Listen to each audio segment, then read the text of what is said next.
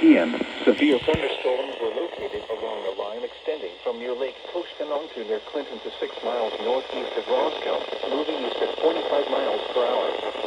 Hazard, 70 miles per hour wind gusts and nickel-sized hail. Source, radar indicated. Impact, expect considerable tree damage.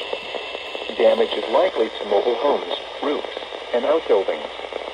Locations impacted include Whitewater, Elkhorn, Delavan, Lake Geneva, Mukwonago, East Troy, Williams Bay, Wales, Ottawa, Genoa City, Walworth, Dousman, North Prairie, Palmyra, Fontana on Geneva Lake, Sharon, Darien, Como, Hill Lake, and Potter Lake.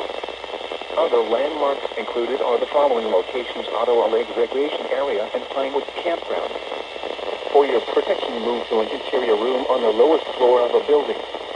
A tornado watch remains in effect until 11 p.m. for south central and southeastern Wisconsin.